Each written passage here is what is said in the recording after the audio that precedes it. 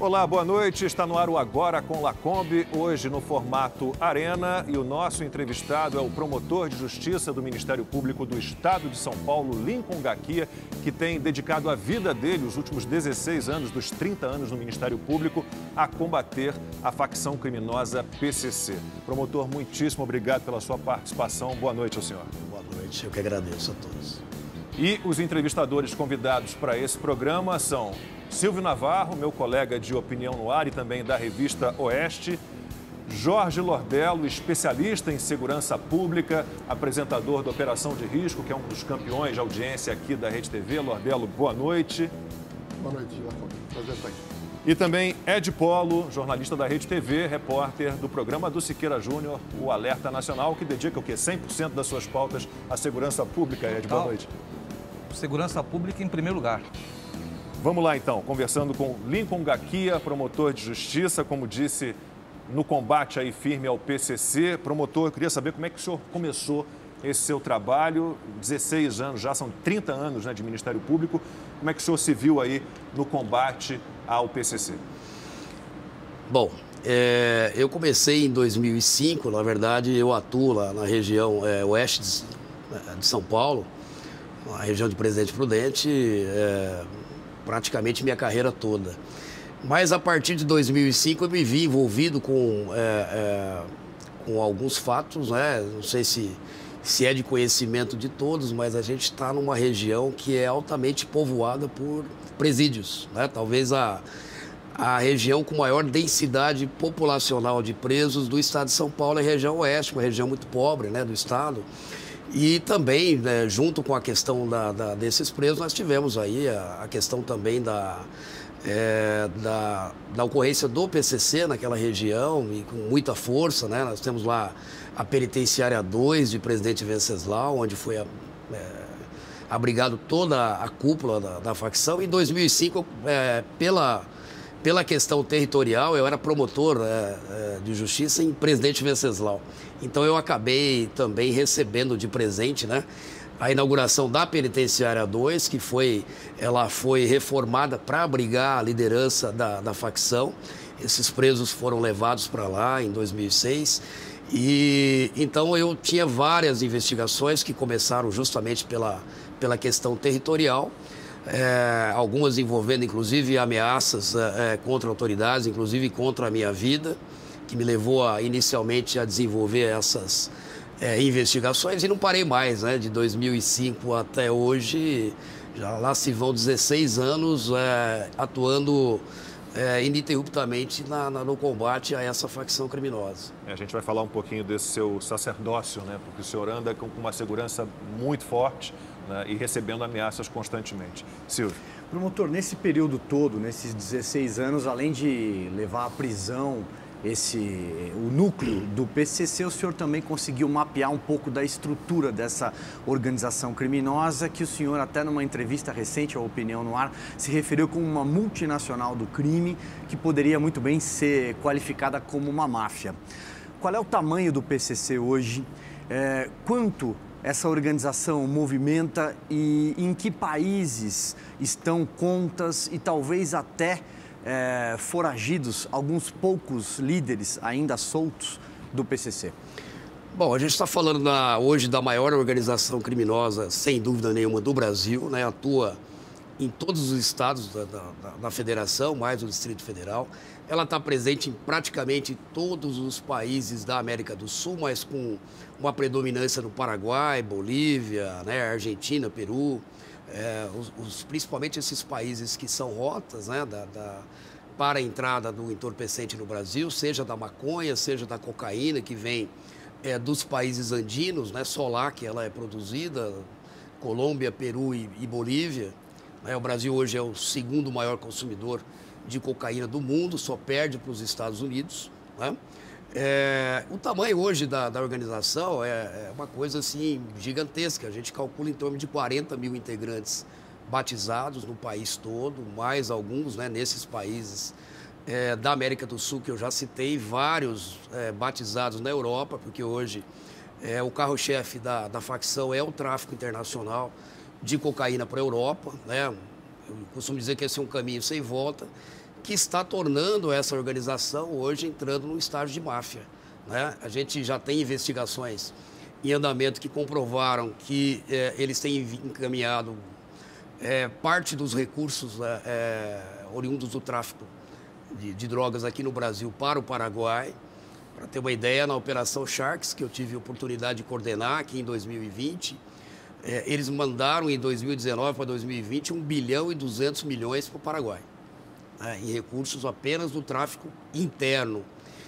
Isso aí vai para o exterior através de doleiros, no mesmo esquema de dólar-cabo que foi utilizado pela Lava Jato, né, pelos réus da Lava Jato. O esquema é exatamente o mesmo. Eles recebem também uma outra parte dos seus recursos relativo a tráfico internacional, por exemplo, a droga que é encaminhada para a Europa, essa sempre em consórcio com máfias estrangeiras e hoje, sobretudo, com as máfias italianas, a 'Ndrangheta, por exemplo, né? Nós temos comprovação de ligação da 'Ndrangheta com o PCC, né, na distribuição dessa droga na Europa. A droga vem do Peru e da Colômbia, ela passa aqui por São Paulo, ela é beneficiada aqui em São Paulo, né? O insumo é trazido para cá e daqui, seja através do Porto de Santos ou de outros modais, ela segue para a Europa. A gente está falando hoje de uma arrecadação anual em torno de 500 milhões de dólares. Né? A gente calcula hoje com base no que a gente tem aprendido de planilhas e documentos dessa facção. Lordel. Promotor, inicialmente parabéns pelo seu trabalho. Cheguei na Rede TV, vi várias viaturas da PM, eu pensei que era para o meu programa, mas não era. Aí fui conversar e os contas do senhor realmente é um sacerdócio. Promotor, só para a gente fazer uma linha de montagem dessas facções, nós temos o Comando Vermelho, que começou no Rio de Janeiro em 79. Aí nós temos o PCC, que começou em São Paulo em 93. Departamento Penitenciário do governo federal, em 2019, já tinha cadastrado 83 facções. Tem gente que fala em 15, 20, mas já são 83 facções em facções pequenas, médias e grandes. A pergunta é, como eles conseguiram, em 30 anos, todo esse poderio, invadiram a América do Sul, como o senhor disse agora, ganhando dinheiro, transportando cocaína para a Europa, e aonde isso vai parar? Nós vamos conseguir reduzir esse número ou daqui a 5, 6 anos, de 83 facções, nós vamos chegar a 100 facções? Olha, esse é um problema seríssimo que o país tem apresentado, né? O crescimento exponencial dessas organizações criminosas.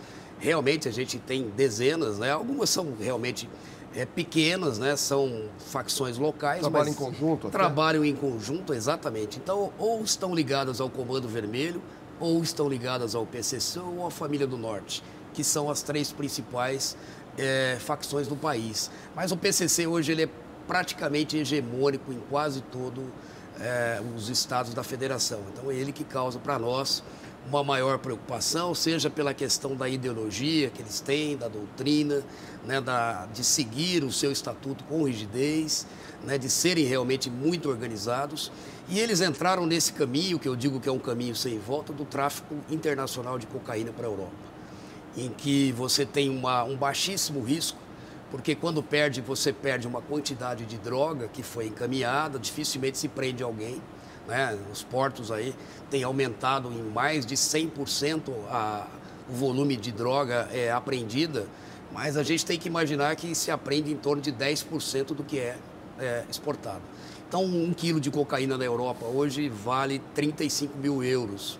E eles pagam em torno de 1.200 dólares até 1.800 dólares o quilo, né, no país produtor. Então, veja que é um lucro fantástico, né, e com risco baixíssimo. Então, a gente tem que melhorar a questão de combate, da entrada dessa droga no Brasil. É claro que eu não estou falando aqui de tentarmos patrulhar quase 18 mil quilômetros de fronteira seca que o Brasil tem com esses países produtores. E eu costumo dar o exemplo dos Estados Unidos, até para a gente não ficar com a síndrome, né, de vira-lata, né, que nós não conseguimos patrulhar. Porque lá o problema é maior e eles têm mais recursos. Veja bem, eles têm 3 mil quilômetros de fronteira com o México e até hoje não conseguiram resolver. Então, a maior potência do mundo não conseguiu resolver o problema da entrada de imigrantes ilegais, da entrada de drogas, através do México, né, para os Estados Unidos, e nós temos que resolver o nosso aqui com deficiências. Com 6 vezes mais e 18 mil quilômetros. Então, é algo muito difícil. Agora, o que eu imagino, né, e nesses 30 anos eu tenho buscado e realmente eu espero ainda, antes de me aposentar, conseguir ver, né, acontecer uma real integração das forças de segurança. Hoje o que eu vejo é assim, o crime não tem fronteira. Né? Ele age, por exemplo, tivemos assaltos em Varginha, tivemos assaltos em Criciúma, assaltos no interior de São Paulo, com integrantes do Distrito Federal, de São Paulo, de Minas, de Goiás. Novo cangaço. Né? O novo cangaço ou a dominação de cidades, que eu acho que é uma terminologia mais adequada para a espécie, mas o que preocupa? Eles perceberam que eles não têm fronteira. Então aqui, por exemplo, da região de Campinas, de Ribeirão, para você atravessar para Minas, é uma estrada, né? É muito pouco. Eu estou no interior de São Paulo, a 600 quilômetros da capital, aqui com muito pouco você vai para Minas e volta, né? E para outros estados. Então, eles perceberam isso, inclusive em outros países, né? Nós tivemos aí o Fuminho, por exemplo, um dos maiores fornecedores de cocaína para o PCC, preso em Moçambique, né? Na África do Sul. Alguns foragidos aí dessa operação Sharks estão na Bolívia, né, que tem problemas de relacionamento com o Brasil em termos de cooperação policial. O senhor recebe informação do Brasil? Existe um órgão que possa trabalhar isso, unir todas as forças policiais num estudo, numa programação e num gerenciamento? Olha, veja, ainda nós não temos, né? Eu acho que formalmente até existe. A gente tem os centros integrados, né? De inteligência, por exemplo, policial, que abriga várias unidades policiais, mas a gente não tem um centro que pudesse abrigar todas essas forças com todas potencialidades de todas. Isso, com as potencialidades de cada um. Eu dou um exemplo, né? Os Estados Unidos teve que passar por 11 de setembro para que algo acontecesse, já que se nós fizermos um retrospecto na situação de 11 de setembro, tudo aquilo era previsível. Cada unidade policial, ela tinha um fragmento de informação. Sim. E elas não sentaram, elas não conversaram entre si para poder evitar o mal pior. E depois de 11 de setembro, a gente tem lá os centros, né, os Fusion Centers, que são os centros integrados. A gente tem um aqui que foi inaugurado em Foz do Iguaçu, não sei ainda se está funcionando de maneira adequada, mas o que eu queria sugerir, né, espero que eu ainda consiga ver antes da minha aposentadoria, que efetivamente haja uma integração das polícias, do Ministério Público, das forças militares de segurança, né, trocando efetivamente informações e combatendo de verdade essa organização ou essas organizações criminosas. De sua pergunta. Boa noite, promotor. É um prazer estar aqui com o senhor. Eu que gosto muito de polícia, faço polícia, admiro demais o seu trabalho. Há 28 anos, 31 de agosto, mais precisamente, de 93, num presídio lá em Taubaté, 8 detentos que não tinham nada do que fazer, resolveram fundar o PCC. Eu lembro na época que eu fiz várias reportagens sobre isso, quando surgiu essa denúncia de que uma facção criminosa estava sendo armada dentro do presídio. As autoridades da época, elas não davam não, isso daí não é nada, imagina, está tudo controlado, deu no que deu. Hoje eles se tornaram aí uma organização mafiosa. Máfia, a gente sabe que se combate com a integração do governo, as autoridades, poder público, judiciário. Onde está o erro que a gente não consegue conter o avanço desta facção mafiosa hoje, né? E ela cada vez mais poderosa, entre aspas, né? Obrigando o serviço de inteligência da polícia a fazer cada vez mais estudos para poder conter esse crime. Onde está o erro neste elo aí, se é que existe um erro? Olha, esse é um dos desafios, né, que eu, por exemplo, enfrentei e enfrento até hoje. Eu, quando comecei a investigar, em 2005, achei que já havia em algum local do Estado, né, uma planilha, um organograma ou algo que me desse algum tipo de informação de como essa organização funciona por dentro. E percebi que até então, embora vários líderes estivessem presos, não tinha nada. Né? Ninguém fez um trabalho sequenciado, nenhuma instituição agiu de maneira ordenada, né? A juntar essas investigações, os quebra-cabeças, e a gente poder entender como funciona, até para poder combater. E eu dou um exemplo de 2006, em que nós fomos atacados. Eu digo nós, porque eu estava no fórum quando praticamente nós fomos retirados aí de emergência dos fóruns. As delegacias ficaram bloqueadas, sitiadas, ataques de todos os lados. A própria sociedade civil sentiu esses ataques em maio de 2006, e onde o Marcola dizia que eles tinham 100 mil homens armados para combater o Estado, né? Talvez ele tenha jogado esse número sabendo que nós temos praticamente esse efetivo da Polícia Militar no Estado de São Paulo. E o pior disso é que nós não sabíamos quanto e quem eles eram. Então, essa foi a primeira dificuldade, que passa, inclusive, pela fase da negação. O Estado já negou a existência do PCC, como de outras organizações criminosas, ou então supervalorizou essas organizações.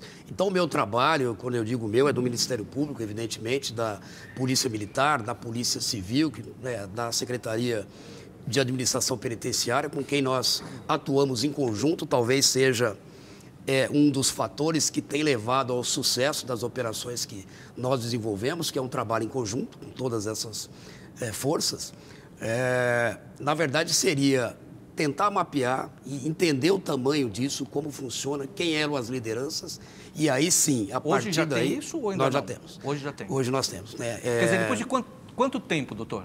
Só para a gente ter uma ideia. Olha, são anos, né? 28 anos atrás, o senhor tem esse panorama a partir de quando?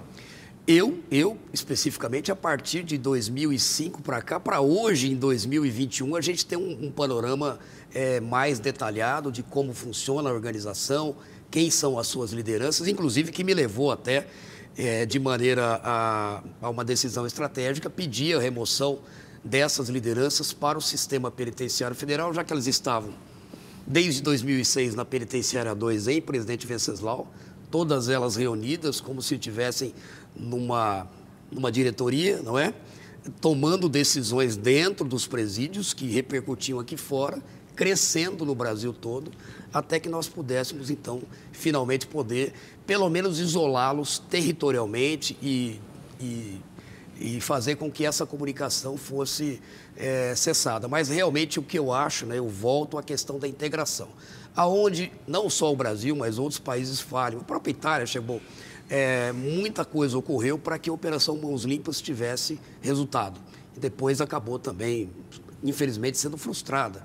Mas enquanto não se combateu as máfias de maneira integrada, né, unindo lá, na verdade, os juízes da Operação Mãos Limpas, na verdade, eram promotores, como o Giovanni Falcone, por exemplo, que foi assassinado, quer dizer, teve que morrer o juiz ou vários juízes para que atitudes fossem tomadas. Então, a legislação foi modificada. Lá nós temos a lei do cárcere duro, que isola esses mafiosos de maneira praticamente completa, né? Não é para todo preso, mas para mafiosos. Deveríamos ter aqui no Brasil. E a gente tem aqui uma leniência, né? Nós temos, além dessa falta de integração, nós temos uma legislação frouxa, né? Que trata aquele ladrão, aquele furtador ou aquele ladrão primário, assim como trata o Marcola ou outros líderes. Promotor, eu queria falar exatamente disso. O senhor trabalhou para colocar na prisão o André do Rep, que acabou sendo solto pelo ex-ministro Marco Aurélio Mello. Então, a sua opinião, a nossa legislação penal, nosso Código de Execução Penal, a quantidade de benefícios, de privilégios que os nossos presos têm, nós temos realmente uma lei que privilegia o que é pró-réu, que é pró-bandido? Olha, veja, a gente tem hoje, na minha opinião, excesso de benefícios. Eu estive nos Estados Unidos em 2013, visitando 6 estados, vendo todo o sistema prisional americano e o sistema policial, né? E lá já tinha, como eu disse, foi já depois, né, dos atentados, então eles já tinham todos esses centros integrados em que as polícias, o Ministério Público, todo mundo age de maneira conjunta quando se trata de crime organizado, não para o criminoso comum, né? E o que eu acho que no Brasil, e lá, por exemplo, eu não vi benefícios como saída temporária, como possibilidade do preso receber visita íntima. Isso não está na lei de execução criminal, desculpem. Não, precisa mudar a lei, mas peraí, nunca foi previsto na lei de execução penal a possibilidade de visita íntima. Eu acho que o preso está ali sob custódia do Estado. Claro que eu não quero que o preso passe privações, né, como já passou no passado, né? Mas a gente precisa ser um pouco mais rigoroso. Nós temos hoje os benefícios, por exemplo, de progressão de regime, que também só existe no Brasil.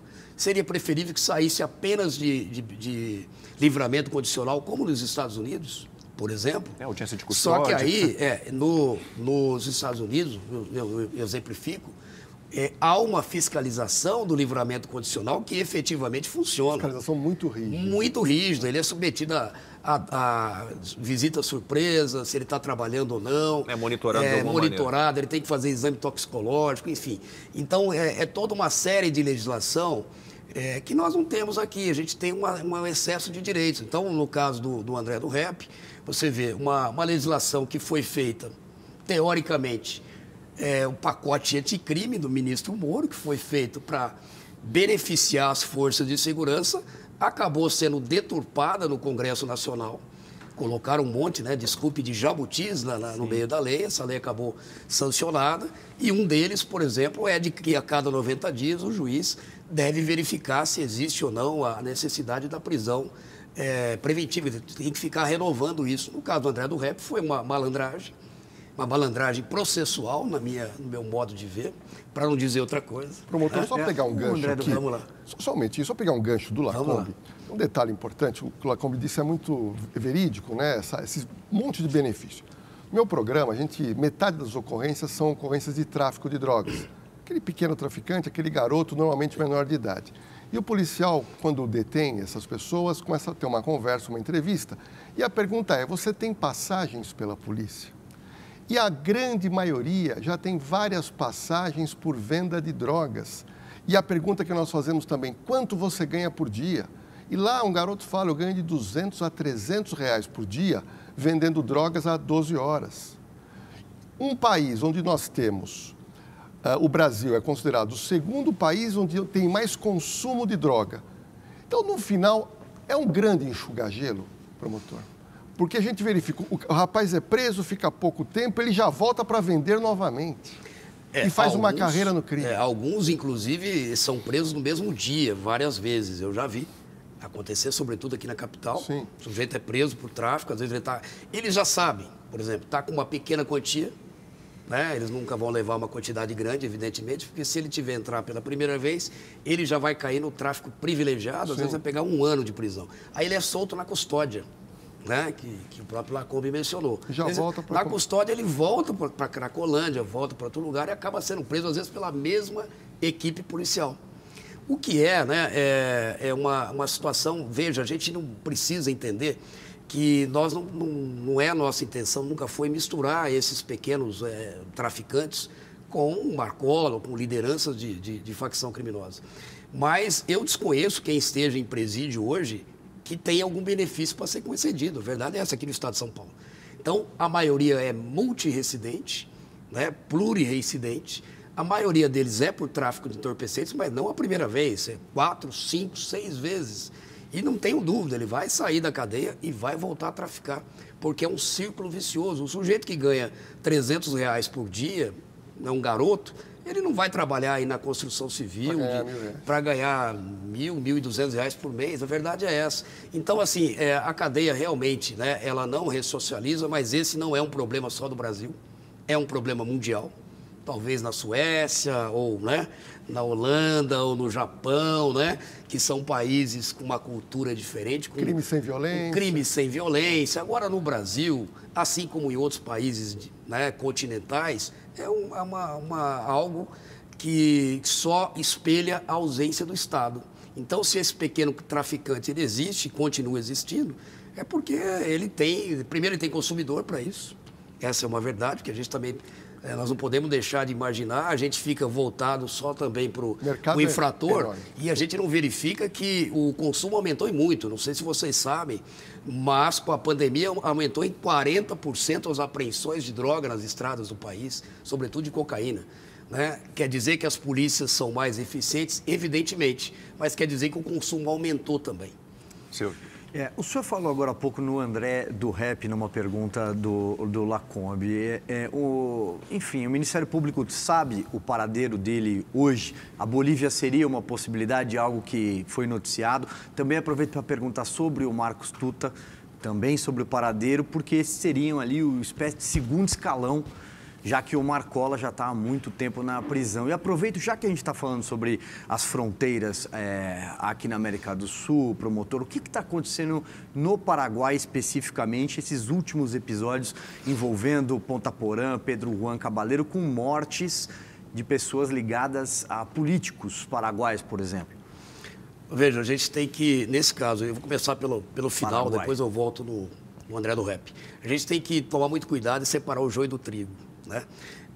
Também é fácil você atribuir todos os crimes ou os crimes de maior repercussão ao PCC, por exemplo, que, né, acaba dando ibope, a gente vê que isso é muito comum de acontecer. Para o PCC, inclusive, eles soltaram um comunicado que eles chamam de salve, dizendo que eles não têm nenhuma relação com o que está ocorrendo no Paraguai. Mas porque, na verdade, o Marcola também não é o líder deles, né? Então... ele falou isso para mim várias vezes, né?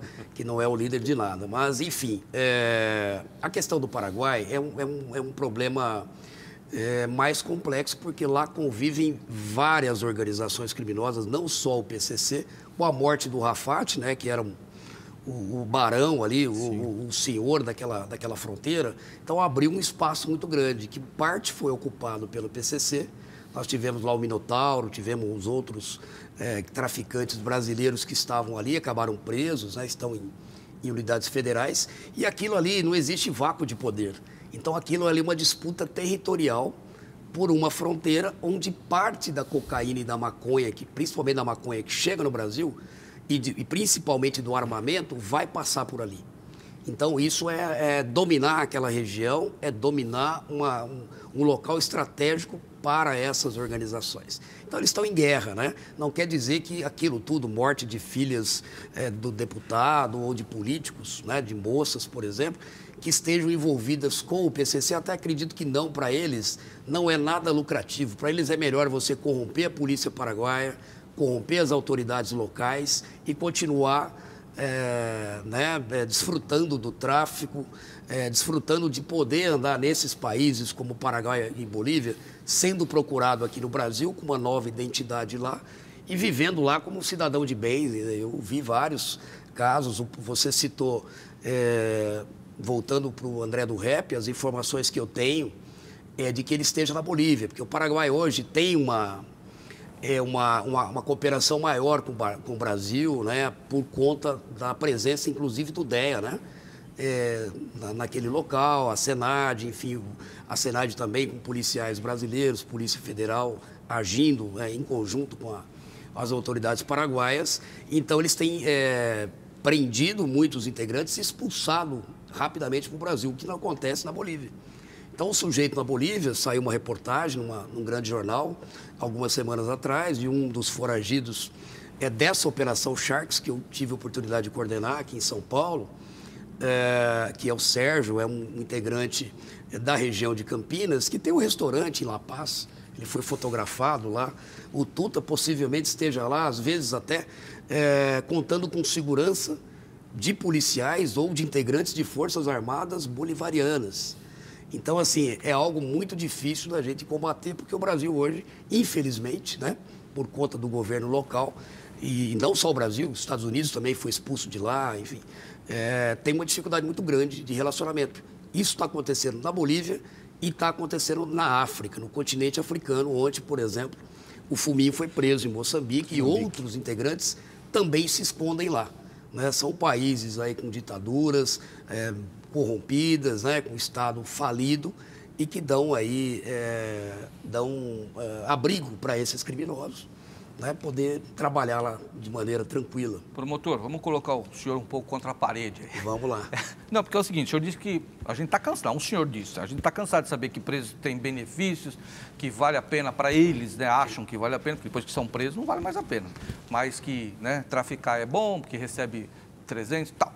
Então eu pergunto para o senhor o seguinte, quem que é conivente com essa situação, na opinião do senhor? O Estado que não atua, certo?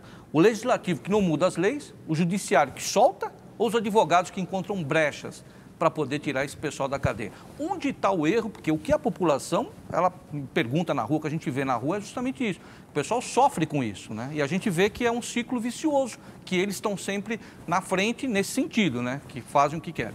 Imagine que a gente sofre também, né? Você imagina o meu papel aí há 16 anos, pensar, né? Com a vida em risco, combatendo essa organização e vendo os nossos tribunais superiores soltarem indivíduos como André do Rep, por exemplo, né? Um narcotraficante que, numa operação só, a overseer da Polícia Federal mandou 4 toneladas de cocaína para a Europa. Então, imagine o poderio desse nível de narcotraficante, né? Como o Fuminho, por exemplo, que colocava 4, 8 toneladas por mês de cocaína para a Europa.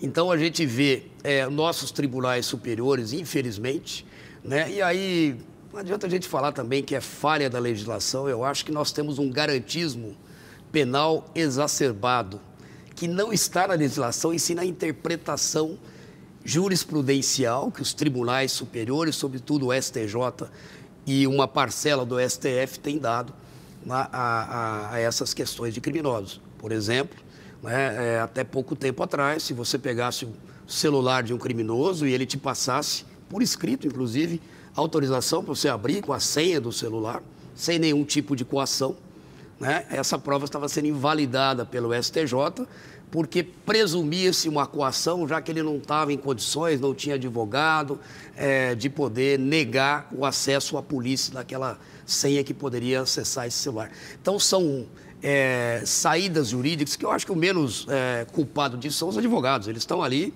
defendendo a profissão deles e se existe uma brecha processual, eles vão tentar. Então, quer dizer que as leis são falhas e os juízes são bons. Porque interpretam. Eu não consigo entender. Se você for pegar, por exemplo, e fazer uma estatística, vai verificar que os juízes de primeiro grau geralmente são mais rígidos. E não se sabe por que nos tribunais superiores, né, a gente tem um tipo de tratamento, pelo menos, e não é para qualquer criminoso, porque eu vou falar uma coisa para vocês, um traficante lá de Presidente Prudente, onde eu atuo, de beira de esquina, ele não tem um processo dele que chega ao STF. Ele não tem dinheiro para pagar um advogado, né, que vai de avião para Brasília, que vai poder fazer uma sustentação oral ou peticionar um tribunal superior. Então, quem faz esse tipo de peticionamento são esses grandes criminosos, grandes narcotraficantes, esses ladrões aí de bancos. Então, o que eu acho é assim, o Brasil precisa deixar dessa síndrome de Poliana e desse garantismo exacerbado. A lei está aí, ela precisa ser melhorada, mas a gente não pode desacreditar, né? A população já começou a desacreditar o sistema penal e de justiça do Brasil. É ruim, com certeza. Nordelo. Promotor, eu disse para alguns amigos que vinham aqui no grupo de WhatsApp, um deles tem uma curiosidade que também é minha. O senhor comentou hoje o PCC provavelmente 40 mil integrantes no Brasil. Existe uma conversa que existe um financiamento próprio, ou seja, tanto o integrante preso como o solto tem que pagar uma caixinha mensal e que a pessoa que está solta tem que pagar R$ 250 por mês. Eu fiz uma conta aqui que nós chegaríamos a 10 milhões por mês só nessa caixinha. Considerando os 40 mil. Os 40 mil. Isso é verdade? É lenda? O que o senhor pode dizer? Não, é verdade. É parcialmente verdade. Na verdade, o valor da caixinha é R$ 950 aqui no estado de São Paulo. 900. É bem maior do que isso. Né? É o que acontece. Rapidamente, eu vou separar o PCC eu costumo, né, nas aulas que eu dou, separar o PCC em 3 fases. Essa primeira fase mais romântica, que começou lá nos idos dos anos 90, como você mencionou, nós já tivemos o Serpentes Negras aqui no estado de São Paulo, depois acabou se criando, ou se fomentando a criação do PCC, que eu acho que o Estado também é culpado nisso, seja porque não atuou da maneira como deveria atuar, seja porque houve uma fase de negação, né, em que se preferiu negar a existência da facção, não existe. Mas essa fase dos anos 90, que eu acho que a maioria chegou vocês da imprensa chegaram a trabalhar, era muito comum, todos os meses, nós tínhamos rebeliões espalhadas aqui pelo estado de São Paulo. Eu mesmo, né, atuo desde 92, no início de 92, eu peguei várias rebeliões nas comarcas em que eu atuei, que tinham presídios, e todas elas reivindicando, às vezes, deficiência na alimentação, problemas de processos que não andavam, de cumprimento de pena, enfim. eles tinham uma bandeira, lícita ou não, justa ou não, né, para defender. É a primeira fase mais romântica da organização. Nós tivemos uma segunda fase, que é com a ascensão do Marcola, porque ele não é fundador, é o cofundador do PCC.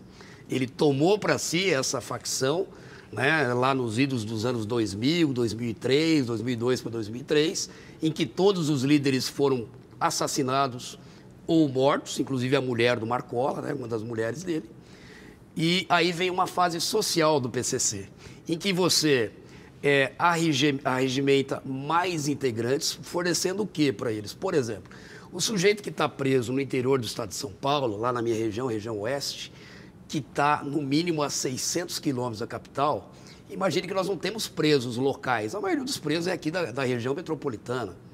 E as famílias, para se deslocarem até lá, tem um custo muito alto para a mãe visitar o preso, para a esposa. Então, eles colocaram o quê? Ônibus, que já é um serviço social, ônibus gratuito para os familiares de integrantes.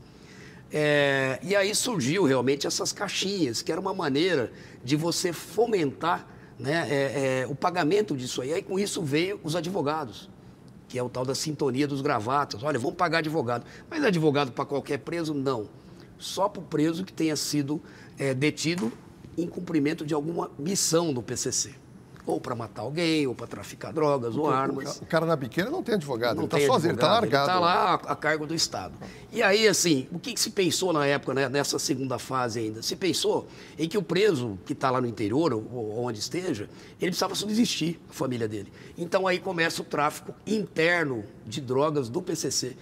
Inicialmente, ele comprava a droga lá fora para distribuir, vender, né, a preço de custo quase, para os integrantes que estavam presos. Porque aí o sujeito que tem, por exemplo, um ponto de droga, que chamam de biqueira, aqui em São Paulo, por exemplo. Uma boca de fumo no Uma Rio. boca de fumo, ele consegue no Rio, ele consegue subsistir. Olha, nós estamos te ajudando, estamos te dando 2 quilos de maconha e cocaína para você vender lá na sua quebrada, né, na sua área de atuação. Então, isso acabou atraindo mais integrantes para a organização criminosa. Então, essa foi a segunda fase. O que acontece hoje? Hoje é uma fase extremamente comercial.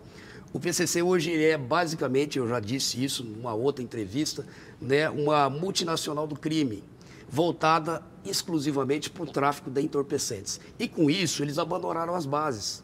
Né? Não se vê mais, é só pesquisar, rebeliões em presídios. Há quanto tempo vocês não noticiam? Pleiteando algum benefício para alguém reclamou de alguma coisa? Da comida ruim, de processo... As coisas continuam como eram, mas essa bandeira foi abandonada. A bandeira hoje é a bandeira do narcotráfico, né, do tráfico internacional de entorpecentes, e isso que é a base do PCC, ou seja, aquele sujeito que está lá em Junquerópolis, está lá em Presidente Bernardes, ou seja, nos confins do Estado, abandonado pela facção, esse aí, né, vai perceber que quem está enriquecendo são o André do Rap, que andava de helicóptero, o GG do Mangue, o Paca, que foram presos, aliás, acabaram mortos, mas estavam em condomínios de luxo em Fortaleza, de ser mortos com identidade falsa, inclusive descendo de helicóptero no heliporto do condomínio, né, em Fortaleza. Então, vejam a situação. O PCC hoje, ele abandonou essa bandeira. Né? Essa bandeira não existe mais. Hoje ele é unicamente voltado para o tráfico ilícito de entorpecentes, principalmente para o tráfico internacional. E isso só beneficia uma meia dúzia de líderes. A cúpula. Promotor, como é que se explica essa bandidolatria que a gente tem? Políticos, parte da imprensa pró-bandido, dizendo que todo bandido é uma vítima da sociedade, defendendo desencarceramento, ressocialização, ignorando o caráter punitivo da prisão. Como é que a gente lida com isso? Qual é a parcela de culpa que isso tem no que a gente vive hoje? Olha, veja, eu além de ser promotor do GAECO, né, eu sou promotor de execuções criminais. Na verdade, eu fiscalizo cumprimento de penas. E como fiscal de cumprimento de penas, como corregedor de mais de 20 unidades prisionais na minha região, eu fiscalizo também as condições de cumprimento de pena e eu desafio qualquer desses políticos, né, a me apontarem. É claro que nós temos problemas, como todo mundo tem, mas, sobretudo no estado de São Paulo, as condições de cumprimento de pena hoje são muito diferentes do que nós tínhamos há 20 anos atrás. né? A gente não tem mais condições deploráveis, nós não temos cadeia pública mais, a gente não tem presos aí entupidos em cadeias, né? Cadeiões que falavam, hoje tem os CDPs, né? Alimentação, veja, a alimentação, se não é a melhor, né, do mundo, é melhor do que em muitas comunidades carentes por aí. Normalmente o preso tem o café da manhã, feito na padaria do presídio, né? Ele tem o almoço, o jantar, feito por eles mesmos, com cuidado de nutricionista, né? Não vai comer filé mignon, mas ele tem sempre uma proteína, ele tem um legume, tem uma fruta, tem um suco, né? Às vezes o café da tarde. Médico, tem dentista, enfermaria, né? Então, assim, não é mil maravilha, né? Mas eu entendo que dentro, né, olhando para o lado da população, olhando para o lado que a gente precisa analisar também, que ele está lá porque cometeu um crime. E hoje você comete um crime sabendo, por exemplo, olha, o sujeito foi condenado a 18 anos de reclusão. Eu vou dar um exemplo aqui. Nós tivemos um preso, o Elvis Riola de Andrade, o vulgo cantor, inclusive a denúncia é minha, a investigação é minha. Ele era um integrante da Gaviões da Fiel, puxador de samba da escola de samba. Inclusive mandava salve para P2, para o GG do Mangue, antes naquele aquecimento, eu tenho isso gravado. Ele foi até Presidente Prudente, né, ao lado ali, e matou, ele mesmo executou um agente penitenciário do RDD lá, que é o CRP. Né? Isso foi uma coisa, é como matar um agente da Penitenciária Federal. O RDD é a nossa penitenciária de isolamento de segurança máxima. E a gente acabou investigando e descobrindo esse sujeito preso. Ele conseguiu, com vários recursos, enrolar o júri até esse ano, né? E ele saiu pela porta da frente do júri. Ele foi condenado a 18 anos, o juiz acabou dizendo que ele já estava preso há 11 anos e alguma coisa, portanto ele teria direito a uma progressão, e como ele já teria direito a essa progressão, ele já ia direto para a rua poder apelar em liberdade. Então aquilo é um tapa na cara da sociedade. Ainda se fosse cumprido os 18 anos, ninguém cumpre. Você vai cumprir um sexto, ou às vezes um terço da pena, dependendo se é hediondo ou não é hediondo, né? Mas enfim, são muitos benefícios, né? E às vezes poucas obrigações para serem cumpridas. Então é algo que realmente só desencoraja, né? E coloca a população realmente desacreditando no sistema de justiça. E ainda tem os ataques às forças de segurança, né? Que alguns políticos, determinados partidos e parte da imprensa fazem. Né? Vou pegar uma carona aqui nesse finalzinho da fala do Lacombe, promotor. O senhor desenhou a estrutura organizacional, assessoria jurídica, mercado de distribuição, falou em valores, recrutamento, né, praticamente todos os lados. Eu pergunto, o que a gente pode falar, até onde o senhor pode, evidentemente, sobre braços políticos e políticos partidários e, inclusive, eleitorais, né, quando a facção atua para eleger alguém que depois a gente sabe que pode acontecer com o mandato à mão, né?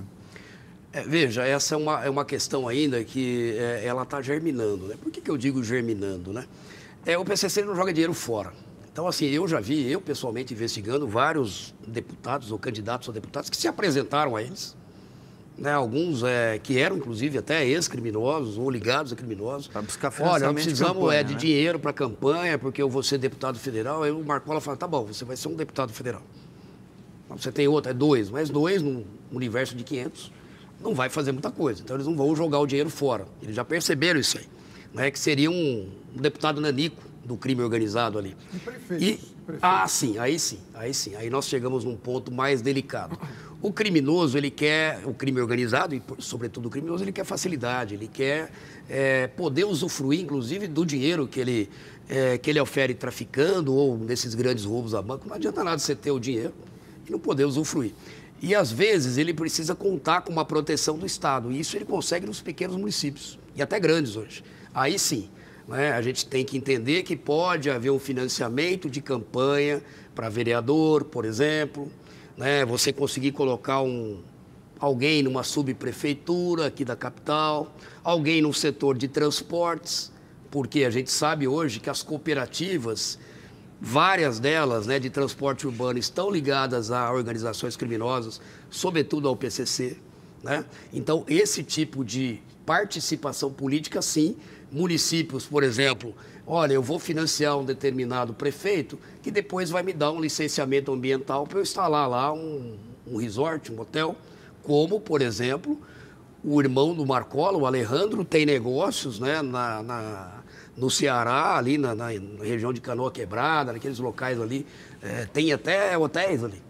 Então, a gente sabe, ouviu falar que eles andaram financiando campanhas de políticos naquele estado. Mas para quê? Para obter facilidades, né? Tivemos aqui na região metropolitana o envolvimento de um grande narcotraficante que está procurado, que havia comprado um hospital, ou a suspeita de que ele comprou um hospital, montou uma ONG, e essa ONG fez, ou está fazendo, ou prestava serviço para determinado município, serviço de saúde.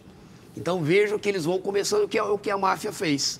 A máfia começou dando proteção na Itália, aos criminosos, e hoje ela atua, né, em diversos ramos, construção civil, lixo. Quantas vezes a gente vê aí containers de lixo que vêm de lá para cá, né? São setores que eles conseguem, e eu acho que assim, inicialmente nesse ramo de vereadores, prefeitos, de subprefeituras, é possível que haja assim, algum tipo de tentativa de infiltração.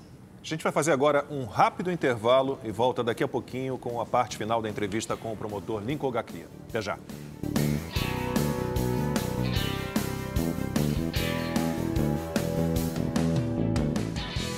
O Agora com Lacombe formato Arena está de volta, hoje conversando com o promotor de justiça do Ministério Público do Estado de São Paulo, Lincoln Gakia, que dedica a vida dele ao combate ao crime organizado, em especial à facção PCC. E a pergunta agora é do Ed Paulo. Promotor, 22 líderes do PCC presos, isolados, sem comunicação nenhuma, entre eles o líder da facção Marcola. Mesmo assim, o crime continua, as comunicações que a gente tem sentido, elas permanecem. Estamos fadados? Por que isso acontece e se estamos fadados a viver com as facções criminosas para sempre?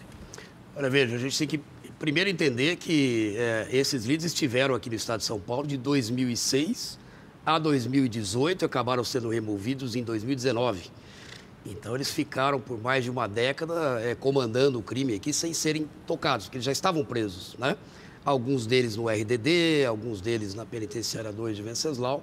O que a gente pretendeu foi o isolamento territorial, inclusive, desses líderes, afastando eles dos seus comandados. Numa unidade prisional, que seriam as federais, em que eles não têm direito à visita íntima, eles não têm acesso à TV, à rádio, a jornais... eles não têm, às vezes, contato entre si, dependendo da periculosidade, no banho de sol. O que existe? Existe uma visita familiar através de parlatório, que é monitorada pelo Departamento Penitenciário Nacional, eles sabem que é monitorada, e existe o contato com os advogados. Então, evidentemente, algum tipo de ordem, ela entra e sai com algum atraso e com certa dificuldade. Não é como eles tinham aqui no estado de São Paulo. Eu não tenho nenhuma ilusão de que nós, Força de Segurança, vamos acabar com o PCC. Isso aí seria como você negar a existência de uma organização que hoje tem tentáculos não só dentro das unidades prisionais, quanto fora. O que vai ocorrer são guerras internas que já estão ocorrendo, vários criminosos aqui no estado de São Paulo, sobretudo na região metropolitana, estão brigando entre si pela liderança, não tem vácuo de poder, o Marcola está isolado, então vamos tomar o poder. E toda essa guerra interna que já está acontecendo servirá e está servindo para enfraquecer essa organização criminosa e é o que a gente espera também, né? Que esse caos interno leve ao enfraquecimento dessa organização e que deve ocorrer talvez em médio prazo, é possível que ocorra. Promotor, rapidinho, o ex-juiz Sérgio Moro, o ex-ministro, está aí agora se lançando como político, qual foi o papel dele na transferência? Porque ele gosta de ter os louros dessa transferência dos líderes do PCC para presídio de segurança máxima para ele. Olha, eu tentar falar em 2 minutos a questão da remoção, como eu disse, eu desde 2006 tenho tentado, né, transferir líderes do PCC para o sistema penitenciário federal sem sucesso, porque o estado de São Paulo não admitia. Em 2018, nós descobrimos um grande plano de resgate do Marcola e demais lideranças, que foi feito lá pela minha equipe, E, portanto, né, nós levamos esse plano ao governador, então, em exercício, levamos aos secretários para que o Estado pedisse a remoção da liderança para o sistema penitenciário federal, já que nós tínhamos lá, chegamos a ter quase 200 policiais de forças especiais dia no entorno do presídio. Para tomar conta. Para tomar conta do presídio, essa situação não poderia perdurar para sempre. Ocorreu que houve aqui uma disputa política, o governador em exercício era candidato à eleição e perdeu as eleições, ele desistiu de fazer a remoção, disse isso na imprensa, inclusive, que não havia necessidade de fazer a remoção, e eu, como representante do Ministério Público, não podia também ficar inerte. Então, eu fiz o pedido em novembro de 2018 de remoção dos 22 líderes para o sistema penitenciário federal. Essa remoção ela é decidida internamente no Estado de São Paulo. É um juiz aqui da Vara de Execuções Criminais da capital, quem decidiu, e cabe ao governo federal dar condições para a remoção. Então, o papel do ministro Moro, assim como o papel sem nenhum demérito às autoridades federais, foi apenas cumprir uma determinação da Justiça Estadual de São Paulo, que determinou a remoção. Não foi o ministro, não foi o governador que determinou a remoção. O que houve aí foi uma leniência do Estado, infelizmente, que me levou a fazer esse pedido sozinho, suplantando aí, né, a questão estadual, e hoje eu carrego comigo o ônus dessa remoção. Né? Eu estou jurado de morte pela facção e eu vejo muitas pessoas com os bônus, porque deu certo. Esperava-se que poderíamos ter um ataque como em 2006, a gente sabia que não teria, porque tudo isso foi muito bem planejado e mapeado. O senhor trabalhou, quiseram levar... Bom, isso é triste. Promotor, o uso de drogas ainda é crime no Brasil, apesar que é um chamado crime sem pena, mas é crime. Muita gente quer legalizar o uso da droga, principalmente a maconha. E a gente verifica que diversas correntes da sociedade, política, também são a favor da legalização. O senhor, pessoalmente, que é um especialista nisso, o senhor é a favor e contra e por quê? Eu sou absolutamente contra. Né? Essa falácia de dizer que o Estado perdeu a guerra contra as drogas, portanto, vamos descriminalizar e deixar o país virar um circo de horrores, entregar a nossa juventude, né, a esses traficantes, como ocorreu e ocorre na Holanda, por exemplo, que é uma praça de horrores, né, onde você pode consumir qualquer tipo de droga. Os países desenvolvidos que descriminalizaram estão pagando pelo seu erro. Nós temos aqui hoje, por exemplo, o Uruguai, nosso vizinho, né, que descriminalizou o uso recreativo da maconha, né, e não obteve nenhum benefício. Né, o tráfico aumentou, né, os crimes contra a vida aumentaram, a violência em si aumentou, né, e ela está diretamente ligada ao consumo de droga. Mesmo a maconha, que muitos defendem como uma droga recreativa, ela é porta de entrada para todas as outras drogas. Né? E eu não vejo dessa maneira. Hoje, como você já mencionou, o usuário não é punido, seja ele um crime sem pena ou não, como a doutrina queira denominar, né, esse tipo penal, mas nós não estamos aí com os olhos, o usuário tem que ser tratado. Né? Agora, o que a gente verifica é um aumento do tráfico. Mulheres que sabem, por exemplo, que têm filhos menores de 12 anos, porque o Supremo Tribunal Federal já afirmou entendimento que se a mulher tiver um filho pequeno, que às vezes ele nunca cuidou, a maioria dos casos que eu vejo, os filhos eram criados pelas avós, num primeiro momento tinha que provar que ela cuidava do filho. O próprio Supremo derrubou essa prova. Hoje basta ela ter um filho menor de 12 anos que ela faz jus a cumprir a pena em liberdade. Então, o crime organizado já sabe dessa situação. Né? Pega usuários com pequenas quantidades, qualquer coisa você fala que é para uso próprio. Né? Ou então pegam mulheres, enfim, que servem de mulas. Eu sou absolutamente contra. Não acho que esse seja o melhor caminho e acho que isso só vai aumentar a violência. Ia piorar a situação. Com certeza ia piorar. E só para finalizar, nos países em que houve a legalização, o tráfico aumentou. Né? A própria Holanda, né? O tráfico de drogas envolvendo máfias aumentou na Holanda, porque são pouquíssimos usuários que recorrem, né, à rede oficial, às farmácias, para comprar droga. Até porque eles têm que deixar lá o seu RG, o seu CPF, a quantidade é limitada, não é toda droga. Mais caro. Claro. Mas isso tira um naco dos clientes, dos traficantes que vão buscar outros crimes. Foi o que aconteceu no Uruguai. Exatamente. Silvio. Promotor, o senhor falou agora há pouco que está jurado de morte. Isso já foi amplamente noticiado, inclusive quando foi encontrada uma carta, né, um bilhete dentro da roupa de um detento, entre outras oportunidades. Como é que é ter a vida social, de certa forma, ou de certa forma não, bem comprometida, ter que andar com esse aparato enorme de seguranças, não pode viajar para o exterior, tem aí até a questão da sua família, e eu encerraria perguntando se o senhor faria de novo, se dedicaria ao combater o PCC especificamente, se tivesse que tomar a decisão agora, já numa reta final aí da sua carreira no Ministério Público? Veja, começo pelo final novamente. Sim, eu faria de novo. Né? Eu me considero um teimoso, né? Me considero alguém, talvez, aí, com uma mentalidade um pouco mais tradicional. Eu entendo que o que deva ser feito precisa ser feito, seja por mim, seja por outro colega. Se a gente se curvar ao crime organizado, né, a gente só vai permitir que isso floresça. Entendeu? A questão das cartas ou ameaças, eu nunca fui ameaçado pessoalmente, ninguém ligou na minha casa ou mandou uma carta, olha, você vai morrer. São situações ou cartas que foram apreendidas pelo próprio sistema de inteligência nosso, né, seja da administração penitenciária, das polícias, e eram planos para me matar, não eram cartas ameaçadoras. Eu tive sobrevoo de drones no meu condomínio, em cima da minha residência, várias vezes, seguindo minha escolta. Né? Isso me impede de ter uma vida social e familiar regular, seja porque eu corro risco e seja porque, por incrível que pareça, a população ela se inquieta, né, com a presença da polícia e torna essa minha vida social um pouco mais desagradável. Então, num primeiro momento, por incrível que pareça, claro que não é toda a população, eu às vezes sou parabenizado em locais públicos que eu esteja, por ter cumprido o meu papel. Mas é muito comum, né, eu estar num restaurante com a família e as pessoas ficarem incomodadas com a minha presença, como se elas corressem risco com eu estar naquele local. Então, isso realmente é algo que nos deixa um pouco tristes, né?